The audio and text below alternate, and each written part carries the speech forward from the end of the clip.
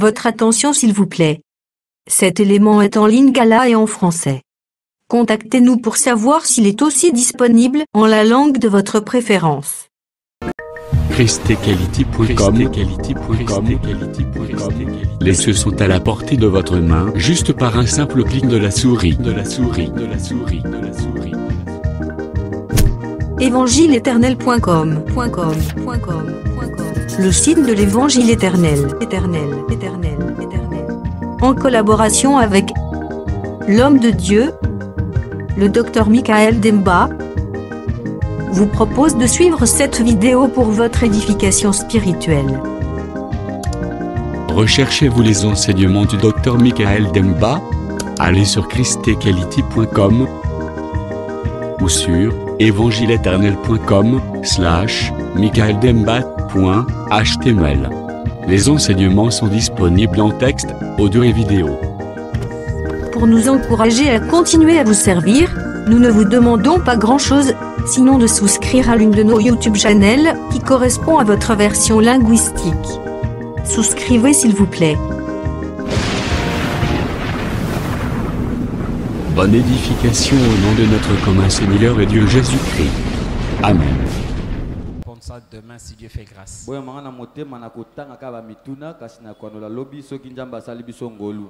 Nous lisons ces quelques questions. D'abord c'est le docteur Blaise. Bonjour. Que Christ te bénisse pour l'enseignement et te fortifie dans son œuvre. Mes préoccupations sont celles-ci. Dans la Bible, il y a des écritures qui séparent un être humain en trois parties. Donc le corps, l'âme et l'esprit. 1 Thessaloniciens 5, 23. Et d'autres en deux. Donc le corps et l'esprit. 1 Corinthiens 6, 20. Que dit le docteur Michael? Deuxième question. Dans Genèse 2, Dieu créa l'homme ou les corps de la poussière, et souffla dans ses narines un esprit, un souffle de vie, et l'homme devint une âme vivante ou un être vivant. Nous voyons dans cette écriture la création du corps de l'homme par Dieu, l'entrée de l'esprit dans ses corps par le souffle de Dieu. Comme Christ souffla sur ses disciples pour recevoir son esprit. Ensuite, l'homme devint une âme vivante. D'où est venue cette âme? N'est-ce pas qu'elle était cachée dans le souffle ou l'esprit et s'est manifestée une fois que le souffle ou l'esprit entre dans le corps? Troisième question. Dans Isaïe 57, verset 16. Dieu identifie les esprits aux âmes. Que dit le docteur? N'est-ce pas que les esprits en prison, donc 1 Pierre 3, 19, 20, fait allusion? Ce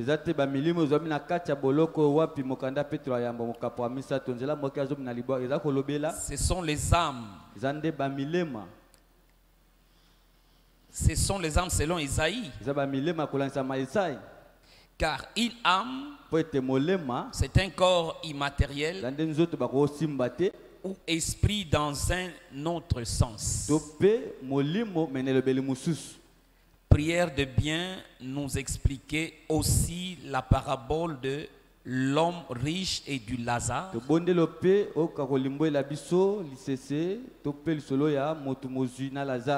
qui après leur mort, Lazare se retrouva sur le sein d'Abraham et le riche dans un lieu de tourment.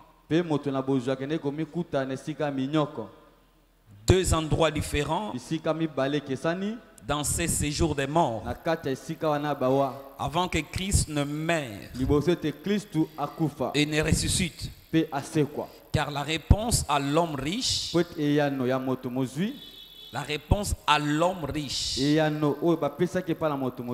qui désirait retourner sur la terre pour prêcher ses frères, fit qu'ils ont Moïse et les prophètes. Donc dans les temps de la loi et les prophètes. Luc 16. Merci, le docteur Blaise. Vois un peu, si je lis encore la série des questions des frères Fabrice, ça va prendre beaucoup de temps. Mais néanmoins, vous avez compris des questions. Par la grâce de Dieu, nous pouvons répondre demain si on le fait. Nous voulons dire quelque chose que nous avions promis. Nous faisons la lecture du jour. Si Dieu permet, on peut faire un petit saut pour répondre même à une question. 2 Corinthiens 3, le verset 18. Nous lisons. Nous tous qui le visage découvert, contemplons comme dans un miroir la gloire du Seigneur, nous sommes transformés à la même image, de gloire en gloire, comme par le Seigneur l'Esprit. 1 Corinthiens 15, le verset 19. Si c'est dans cette vie seulement que nous espérons en Christ, nous sommes le plus malheureux de tous les hommes. Verset 22. Comme tous meurent en Adam, de même tous revivront en Christ. Mais chacun en son rang. Christ comme prémisse, puis ceux qui appartiennent à Christ lors de son avènement. 50. Ce que je dis, frère, c'est que la chair et le sang ne peuvent hériter le royaume de Dieu, et que la corruption n'hérite pas l'incorruptibilité. Voici, je vous dis un mystère. Nous ne mourrons pas tous, mais tous nous serons changés. C'est la parole du Seigneur. Voilà nos quelques écritures de toujours. Là où nous avons tiré ce thème, les deux changements. En fait, nous n'enseignons pas de manière pédagogique pour dire que dans la Bible, il existe seulement deux changements. Nous répétons l'enseignement des frères Paul, qui nous présente le premier changement qui se fait maintenant. Cela est donné à ceux qui ont le visage découvert. Ils regardent dans un miroir. Là où il y a une image qui permet à transformer ceux qui regardent vers cela. C'est une expérience personnelle. La repentance n'est pas le produit des cris d'un prédicateur. On peut crier sur les gens, faire des hypocrites. Au lieu de tonner sur les gens, présente le miroir. Si seulement ils ont les yeux ouverts et qu'ils regardent vers ce miroir, il y a une force d'attraction qui produit la repentance. Je vous épargne de ces quelques temps. Glorifions le Seigneur, nous avons reçu des frères et sœurs qui ont eu à confesser leurs péchés. J'ai compris que c'est vraiment le changement. Qu'est-ce qui soit meilleur que ça? Des hommes responsables qui n'ont pas eu honte de leur vie. Ils ont voulu remettre leur vie en ordre. Pour cela que le Seigneur soit loué. Et il y a quelques-uns qui m'ont encore dit, ça fait longtemps, quelques-uns, pas tout le monde. Il dit, ça fait longtemps que je suis avec vous, mais je n'ai jamais compris l'enseignement. Parfois j'entends les gens crier Amen à gauche, à droite. Mais depuis un certain temps, je comprends clairement ce que vous dites. Et pour cela encore que le Seigneur soit loué. Parce que l'enseignement, c'est notre vie. C'est pas seulement pour les frères. C'est aussi pour les sœurs. On a intérêt de maîtriser l'enseignement. Que Dieu t'ouvre l'intelligence et qui te permet de comprendre ces choses. Nous avions promis quelque chose. Et regardez ici. Pour le premier changement, j'ai dit cela est obligatoire. Selon l'enseignement de Paul. Parce qu'il n'y a personne dans ce monde que Dieu a trouvé propre. Tous ont péché, sont privés de la gloire. Tu dois être conscient. Peu importe ton caractère, peu importe l'éducation qu'on t'a donnée, si la parole de Dieu te raconte, il y a des changements qui doivent porter en toi. C'est pourquoi des fois nous confondons nos caractères avec les comportements que la parole a imprimés aux gens. C'est pourquoi vous remarquerez que dans l'écriture que nous avions lue, dans Matthieu 27, voilà ce que la parole dit. Matthieu 27, quand Jésus était sur la croix, voilà ce qui s'était passé. Le verset 50, il est écrit, de nouveau, Jésus pousse un grand cri et il meurt. Pourquoi il a poussé ce grand cri? Parce que vous savez l'évangile, c'est connaître les pourquoi de chaque chose. Quelle sorte de mort? Il a poussé un grand cri. Il l'a fait sciemment. Pourquoi il a poussé ce cri? Regarde les conséquences. N'oubliez pas, ce n'est pas la première personne qui est décédée.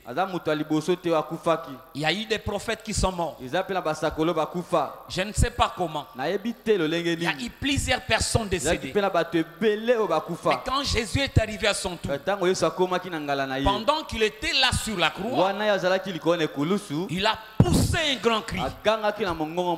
Regarde ce qui est écrit. Le verset 51. À ce moment-là, le grand rideau qui était dans le temple se déchira en deux. Depuis le haut jusqu'en bas, la terre entière trembla. Les rochers se fendent. Les tombes s'ouvrent. Et le corps de beaucoup d'amis de Dieu qui étaient morts se réveillent. Plus tard, quand Jésus se réveille de la mort, ils sortent des tombes. Suivez ici très bien. Je sais bien, vous connaissez cette écriture. Jésus, son corps est toujours là exposé. Est-ce que vous comprenez? Rien que sur son cri, regarde les événements qui se font. Aujourd'hui, nous voulons nous focaliser sur un point. Il a poussé le cri. Tous les sépulcres de ceux qui étaient décédés.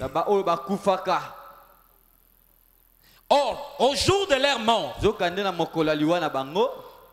chacun mourait par une circonstance. Je ne sais pas qui était malade. Je ne sais pas qui était scié. Scié. Qui était lapidé. Il est mort à un certain âge. Selon les Écritures, la première personne qui est décédée physiquement, c'est Abel. Qui a tué Abel? Caïn. C'est que la première âme qui est allée dans les séjours des morts, c'est l'âme de qui? D'Abel. J'ai dit en ces temps-là, Jérusalem n'existait pas. Parce que sur toute la terre, il n'y avait pas encore les hommes. Est-ce que c'est clair? Mais remarquez, la Bible dit ceci. Hébreux 11.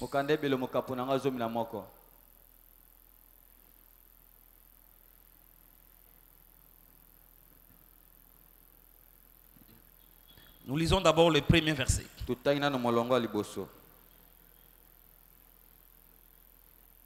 Or la foi est une ferme assurance des choses qu'on espère, une démonstration de celles qu'on ne voit pas. Pour l'avoir possédé,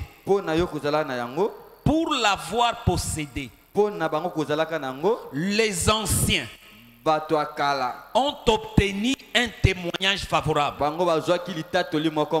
Celui qui écrit hébreu, ce n'est pas moi. Voyez comment il présente les choses.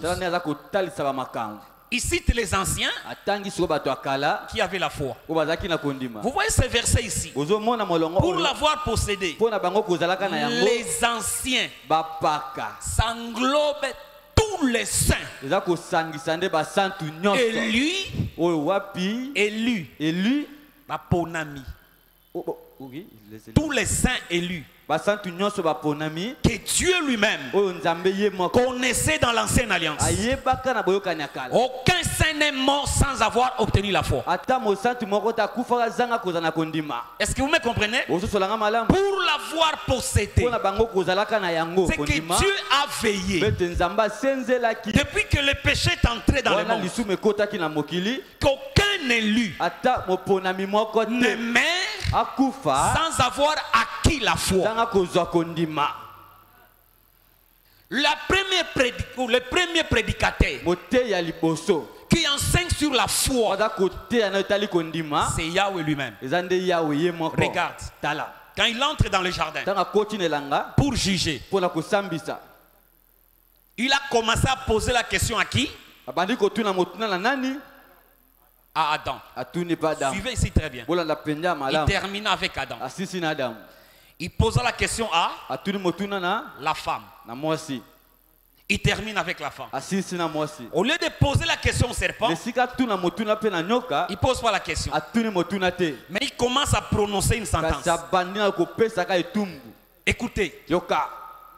Parce que tu as fait ça, Dieu dit, et suivez-moi très bien, normalement selon la logique des hommes, comme on a commencé à juger l'homme, il devrait prononcer sur l'homme. Mais il ne prononce pas sur l'homme.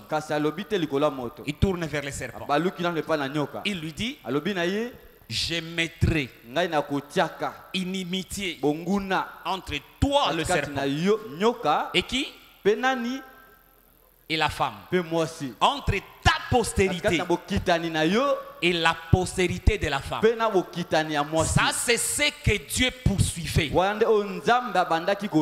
Suivez-moi très bien. C'était pour la première fois que Yahweh lui-même annonçait la venue de la postérité de la femme. Adam a écouté ça. C'est pourquoi, malgré tout ce que la femme avait fait, Adam se disait, si je me sépare de la femme, je manquerai la venue. Parce que cette postérité ne devrait pas venir par l'homme. Elle devrait venir par la femme. Est-ce que vous me comprenez? Qui est cette postérité de la femme? Parce que Dieu a dit clairement, c'est cette postérité-là qui écrasera la tête du serpent. C'est que Adam, quant en lui-même, il n'a pas de force d'anéantir le serpent. La femme n'a pas la force pour anéantir le serpent. C'est lui qui est capable de le faire.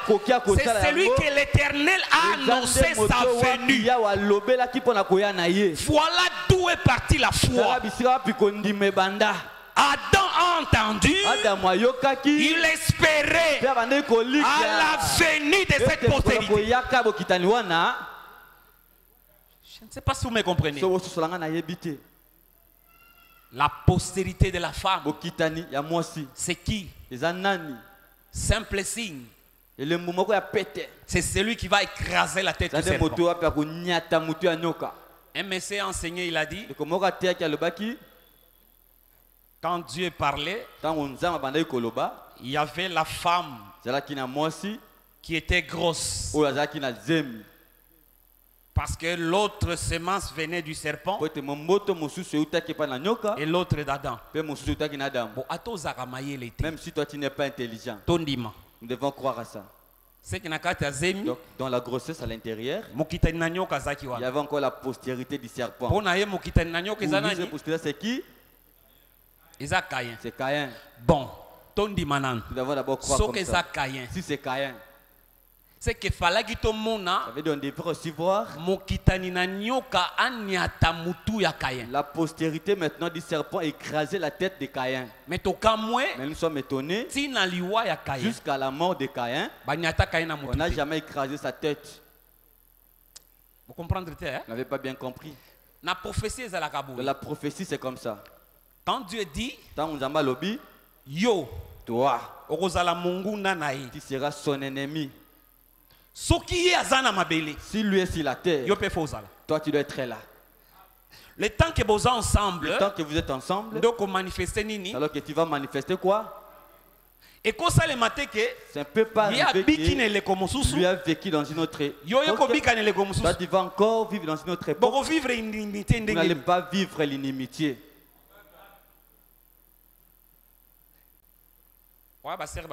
Les sœurs n'ont pas compris. La prophétie dit ceci. Moi, l'Éternel, je vais mettre l'inimitié entre toi, serpent, et qui? La femme. Entre ta postérité, toi, serpent, et la postérité de qui?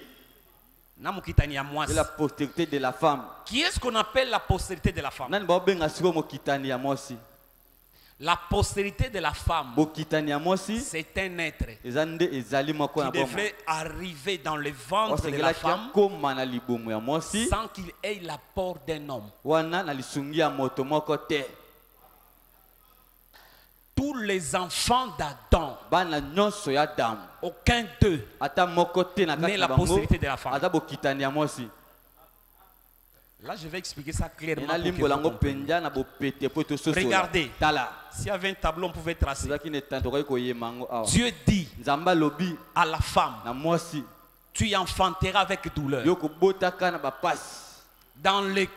Dans l'enfantement, tes désirs seront tournés vers qui? Pourquoi ça sera tourné vers son mari? Parce que c'est ce mari qui est l'auteur de ces grossesses. Mais pour la sémence de la femme, c'est la seule qui naît d'une femme sans que la femme ait les douleurs d'enfantement. Avec plus de détails. C'est comme ça, quand tu retiens bien la prophétie, tu peux l'examiner. Est-ce que vous me comprenez? On va faciliter la tâche. Caïn. Quand il avait grandi, jusqu'il était mort, s'il était la sémence du serpent, il fallait qu'au temps de Caïn, nous puissions voir aussi la postérité de la femme. À la manière comme ça facile, la postérité de la femme, c'est le Seigneur Jésus. Dans le monde entier, les prophètes ont dit, une vierge concevra. Il était dans la continuité de ce que Dieu avait dit dans le jardin. Un enfant qui devrait naître d'une femme, mais qui devrait écraser la tête du serpent. Est-ce que je me fais comprendre? Jusqu'à la mort d'Ève, il n'a jamais eu la venue de la postérité de la femme. Donc, au côté de Ève, il ne faut pas faire entrer Ève là-bas. Dieu voulait simplement parler et qu'Ève puisse faire quoi? Puisse entendre pourquoi. Elle puisse avoir l'espérance. Jusqu'à sa mort, elle ne l'a jamais vu. Mais elle est morte dans l'espérance que la postérité viendra. Amen. Est-ce que vous me comprenez? Pourquoi j'ai pris ça? C'est pour expliquer qui était ressuscité dans Matthieu 27. On dit pour avoir possédé la foi, nos ancêtres, ils ont été dits agréables à Dieu. Maintenant nous remarquons Jésus qui est sur la croix. Vous comprenez que la postérité de la femme c'était qui? Pourquoi c'est Jésus? Parce que Marie a conçu Jésus sans qu'un homme ne soit avec elle. Est-ce que c'est clair? Tous les autres personnes qui sont nées sur la terre, chaque homme, chaque femme a son père biologique. Dès que tu as le père biologique, tu ne peux pas être la postérité de la femme. Tu es la postérité de ton père. Est-ce que c'est clair? Maintenant remarquez. Jésus qui vint comme la postérité de la femme. Il arrive là sur la croix. Il pousse un grand cri. Il y a des choses qui se passent ici, mais que nous ne tirons pas compte. Remarquez bien. Il poussa le cri. On dit les sépulcres qui étaient dans le monde, c'était ouvert. Qui les a ouverts? Pourquoi il les a ouverts? Or nous avions vu dans la Bible que tous ces saints-là, d'abord suivez-moi très bien. Vous savez que être saint ne signifie pas être sauvé.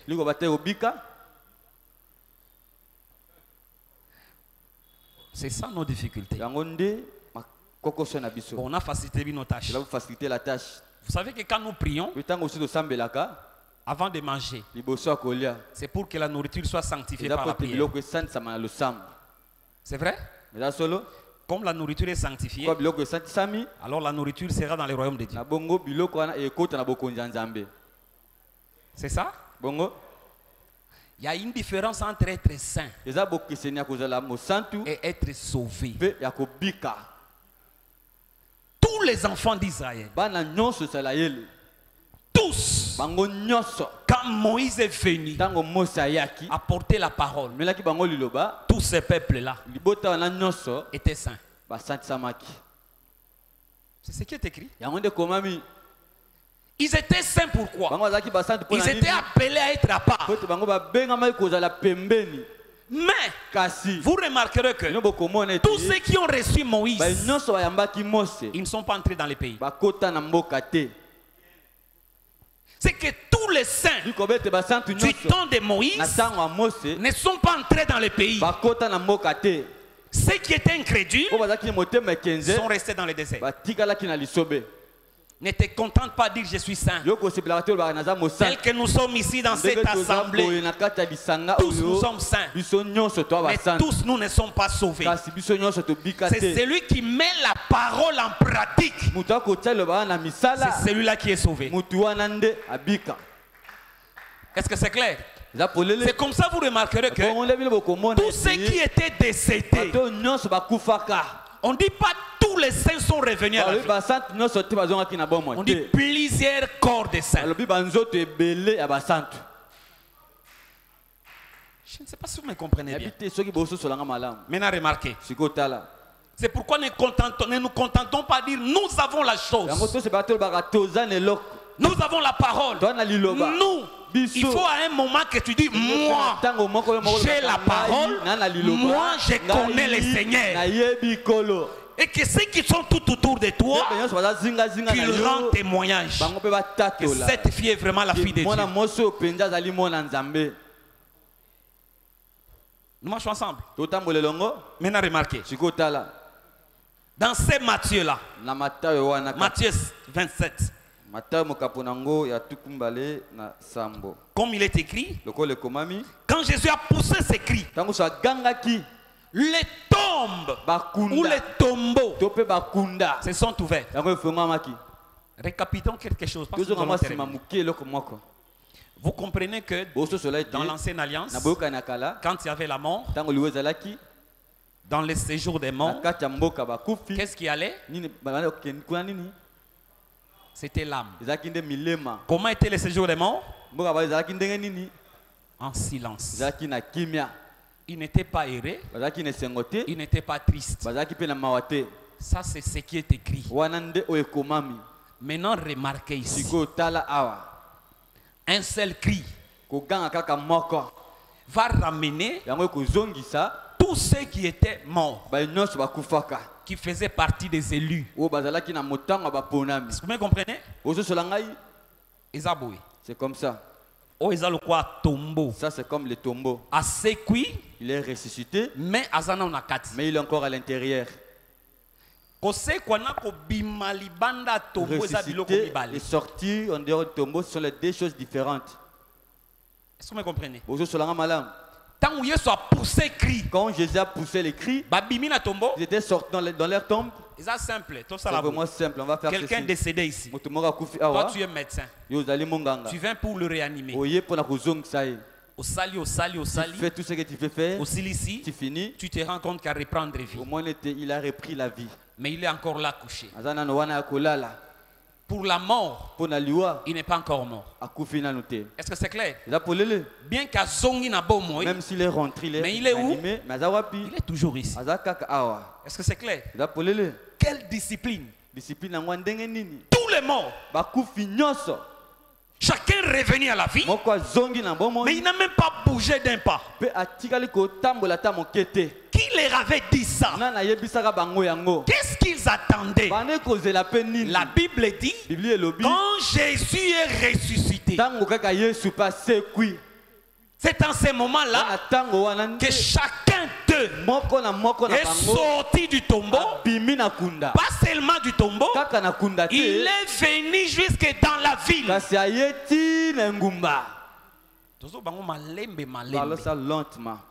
Je ne sais pas si vous croyez à la parole. Quel jour? Les choses qui se passent, c'était quel jour? Quel jour? Ils vont entrer dans la ville quel jour? Le dimanche. Le matin. Quand Jésus ressuscite. Est-ce que c'est clair? Mais c'est quoi qui quand? Ils étaient ressuscités quand? Quand il était encore sur la croix. Maintenant, si vous êtes intelligent, c'est là où j'ai posé la question. Comme c'est écrit dans la Bible, le dimanche matin, d'abord dans Jérusalem, on ne croit pas que Jésus est ressuscité. Ce n'est pas ça? On va lire ça. La parole vivante. Hein? Je lis de la version parole vivante. Toujours Matthieu 27. Matthieu chapitre 27. Yoka. Écoutez. Jésus. Ressuscité. Verset 53.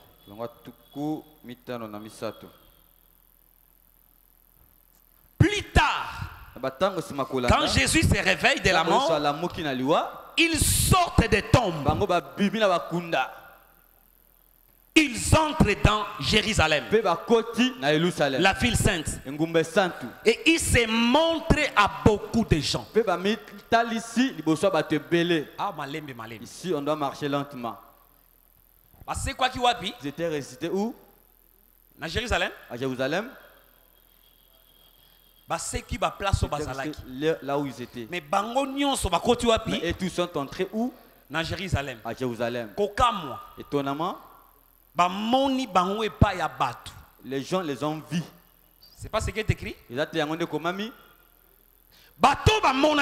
gens qui les avaient vus, ils avaient reconnu ou pas. Pourquoi ils sont venus entrer dans la ville? Il y avait une promesse qui disait ça ou non? J'ai évoqué l'histoire de Lazare. Regarde ce qui s'était passé. Ça, c'est ce que nous connaissons tous. Or, en faisant cela, le Seigneur posait des bases de ce qu'il devrait faire. Nous savons que Lazare était mort et qu'il était enterré. Maintenant, sa sœur, quand Jésus a posé la question, où vous l'avez placé, elle a dit, elle sent. Écoutez-moi. Quelqu'un peut faire semblant de t'aimer. Un jour, quand tu vas tomber, tu te rendras compte que le meilleur ami, ce n'est que Jésus. Sa propre sœur. J'ai déjà vu maintenant une personne qui donne conseil à Dieu. Jésus demande où vous l'avez placé. Il sent. Longola libanga. On lève d'abord la pierre. Il sent. Est-ce que tu sais à qui tu expliques? Quand Dieu dit quelque chose, obéis et fais cela. Tu verras la gloire de Dieu. Ne cherche pas à expliquer la foi. Crois seulement.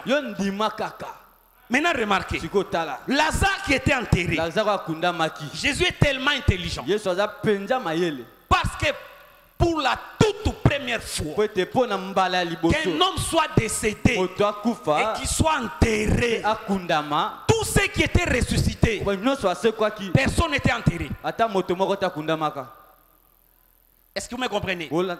Tous ceux qui ont été ressuscités dans la Bible, ils n'étaient pas encore enterrés. Ils étaient là, bien que décédés. On a prié sur eux. Soit l'os a touché, il est revenu à la vie. Mais si Jésus laisse Lazare, on l'enterre. Son corps connaît la corruption. On compte les jours, 4 jours. Il y a pas jeté, hein? Ils ne sont pas légers. Même si c'était tu ne vas pas t'approcher.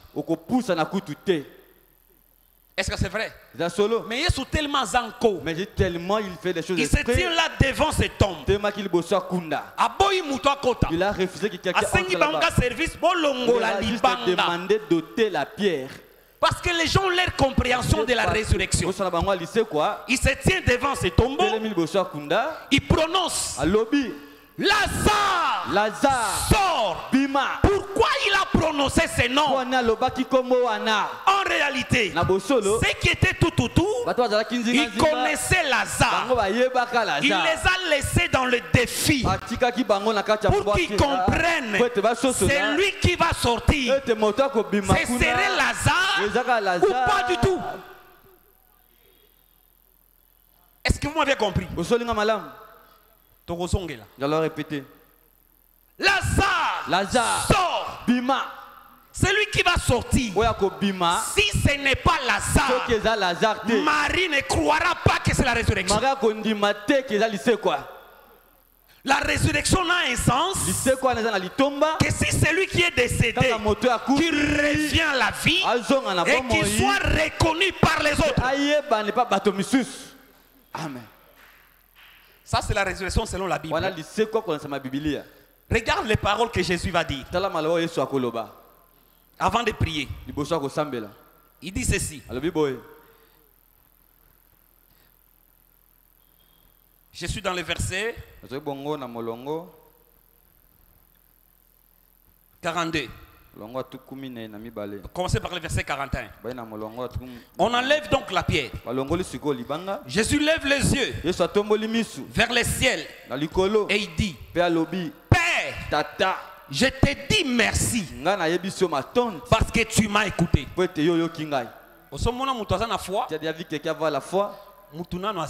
Quelqu'un n'est même pas encore ressuscité. Mais il dit: Père, tu dis, Tata, je te dis merci parce que tu m'as exaucé. C'est ça la foi. Ce que vous demandez, croyez que Dieu vous a exaucé. Même si tu n'as rien vu. Jésus n'avait pas peur de l'état du corps. Même si on disait qu'il y avait des vers et que ça sentait, Jésus savait que ici, c'est le Père, le Créateur. Même s'il n'a rien, comme il y a la poussière, le Père créateur agit. Il est capable de faire aujourd'hui ce qu'il avait fait au commencement.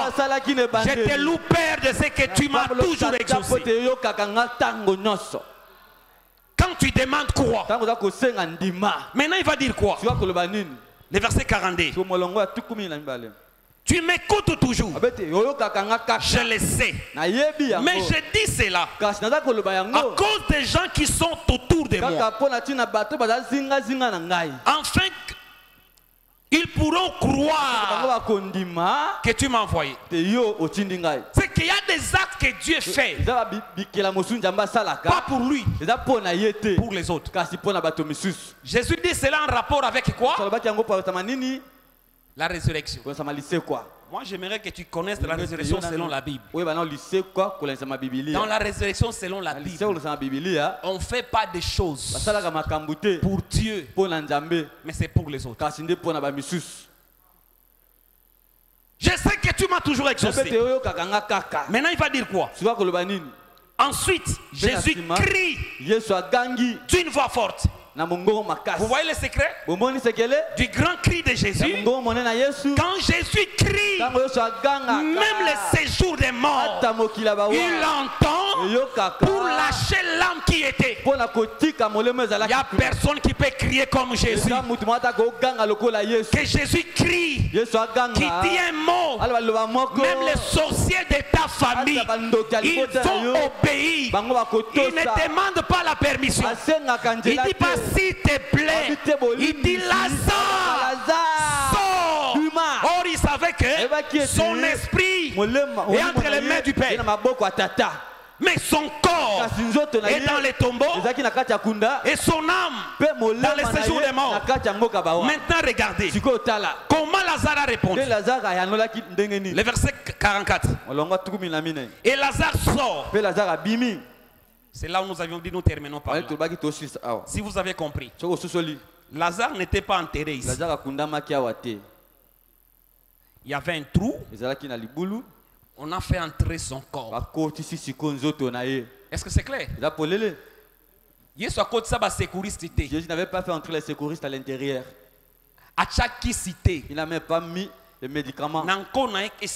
Il a fait exprès là où il était. Même si tu ne maîtrises pas bien les français. Quand on dit Lazare sort, Lazare bima. Ça veut dire quoi? Je ne peux pas venir là-bas. Là où tu es, tu dois sortir. Étonnamment, les pieds étaient bandés liés. Et les mains aussi étaient liées. Jésus ne savait pas ça. Mais comment Lazare est arrivé devant lui? Comment qu'il Si vous comprenez, dès qu'il a crié, Lazare sort. Lazare n'était pas ressuscité ici. Il était ressuscité où? Là où il était. Est-ce que vous comprenez? M'étant ressuscité, lui-même est venu sans gaspiller même l'énergie. Il n'a pas fait l'effort. Pourquoi l'auteur de la résurrection, il devrait sceller son œuvre. Quand il vient devant Jésus,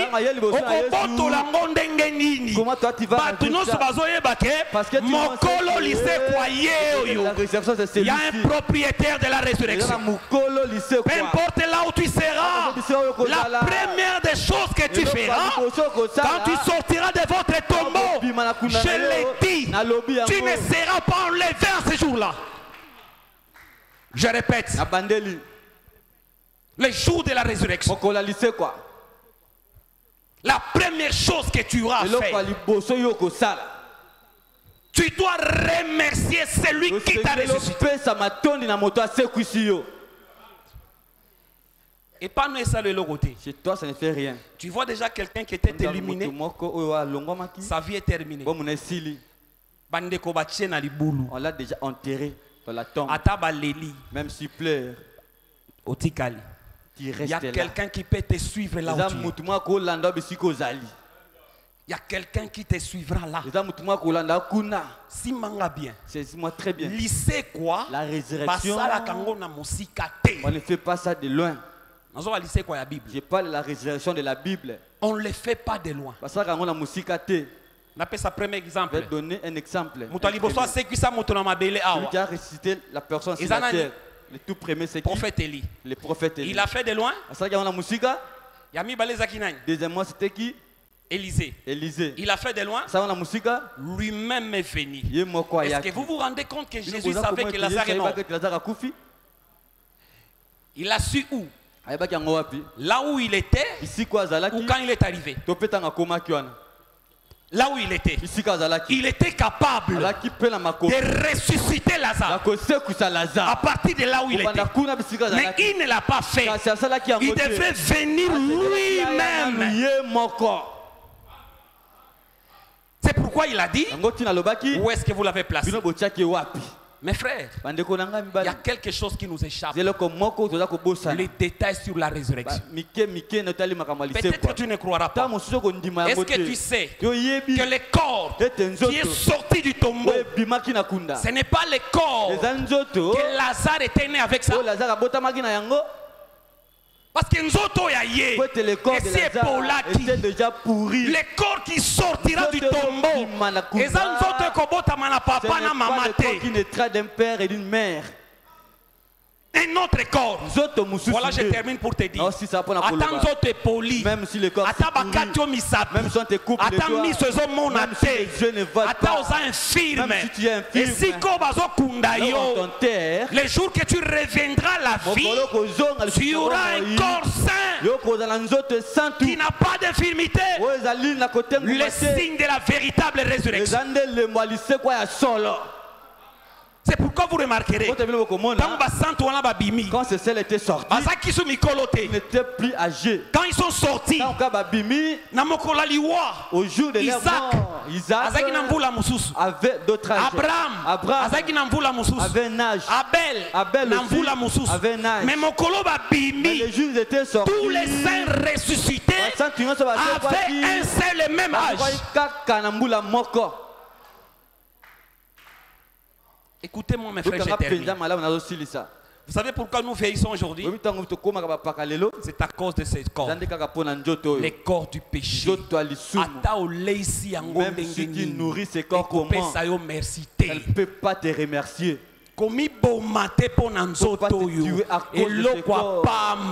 C'est la chose de rien. Prends soin de ton âme. Oye kuna kitoko te. Papa, tobeta masula kitoko. Parce qu'on doit parler de la beauté. Ça va se voir ici.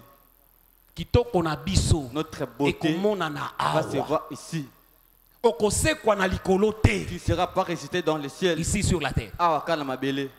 Vous croyez ça? Maintenant, pourquoi tu dois pleurer? Il n'y a pas de problème. C'est langage. Attends-moi. Quand je serai dans le corps semblable à celui de Jésus. Toi, tu sauras comment est la beauté. Que Dieu te donne de l'intelligence. Il faut pas avoir peur de cette autorité. Il n'y a rien du tout. Il y a un corps qui existe, préparé par Dieu lui-même. Voilà ce que j'allais vous dire.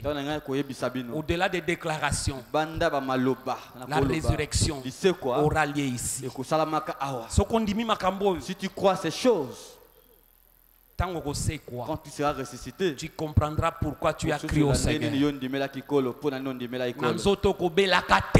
tomberas jamais malade avec ce corps. Tu vas voyager. Tu ne vas pas gaspiller l'énergie sur la terre. Vous savez que le millénium vivra ici sur la terre. Millénium torobika. On va marcher avec les trains, avec les avions. Je m'arrête ici. Même si tu ne vas pas en Europe, l'Europe ne va pas disparaître. Les États-Unis ne disparaîtra pas. Le millénium, ça se passera sur cette terre. Papa,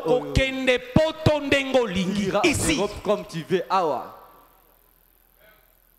le monde entier sera pour nous.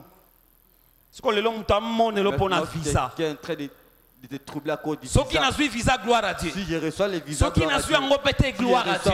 Mais un jour, je régnerai avec Jésus ici. Jésus le roi, moi à côté de lui, nous allons voyager comme nous voulons. Vous croyez à ça? Que le Seigneur te donne de l'intelligence. Lisez quoi? C'est ici sur la terre. Avant ton nez, Thomas, tu puisses être enlevé. Nous serons enlevés. Papa, lisez quoi dans dans le ciel? Comment? Comment on va ressusciter au ciel? Avant l'enlèvement, la résurrection aura lieu ici sur la terre. Vous croyez à ça? Voilà la souki ici. Je m'arrête ici. Il ne faut pas te battre la tête. Crains Dieu. Même dans la nuit, même dans les toilettes. Les masturbations, tout ça, la personne ne voit quand nous masturbons, mais Dieu nous voit. Nous devons craindre Dieu. Peut-être un accident, mais la chose la plus importante, c'est que tu sois en parfaite communion avec Dieu. En avion, gloire à Dieu. En accident, gloire à Dieu. Mais que ton âme soit en parfaite communion avec le Seigneur. Que le Seigneur nous bénisse.